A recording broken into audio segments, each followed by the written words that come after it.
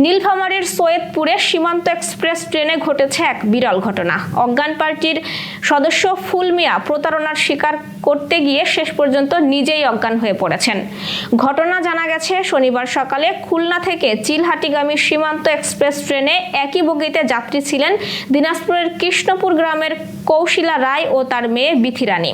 তাদের পাশের সিটেই বসেন প্রতারক ফুল মিয়া। আলাপচারিতার এক পর্যায়ে তিনি মা মেয়েকে জুস পান করান। অল্প সময়ের মধ্যে দুজন অজ্ঞান হয়ে পড়েন। এই সুযোগে তাদের কানের দুল ও নাকের ফুল খুলে নেন ফুল মিয়া। তবে পাশের যাত্রী অবসরপ্রাপ্ত সেনা সদস্য আব্দুর রহমান বিষয়টি আঁচ করে ফেলেন এবং ফুল মিয়াকে হাতে নাতে ধরে ফেলেন। প্রাথমিকভাবে সে অস্বীকার করলেও যাত্রীরা তার কাছে থাকা জুস পান করতে বাধ্য করলে তিনি অচেতন হয়ে পড়েন। তখনই নিশ্চিত হয় সবাই ঘটনাটি অজ্ঞান পার্টির কৌশল ছাড়া কিছু নয়। রেলওয়ে পুলিশ তাৎক্ষণিকভাবে মা মেয়ে সহ ফুল মিয়াকে উদ্ধার করে সৈয়দপুর রেলওয়ে হাসপাতালে ভর্তি করে। কিছুক্ষণ পর ভুক্তভোগী দুই নারীর জ্ঞান ফিরলেও প্রতারক ফুল মিয়ার জ্ঞান ফেরেনি।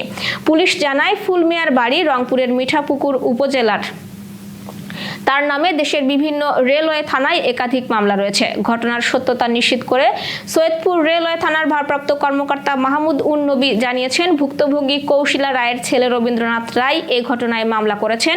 ফুল মিয়ার জ্ঞান ফিরলেই তার বিরুদ্ধে আইনানুগ ব্যবস্থা নেওয়া হবে।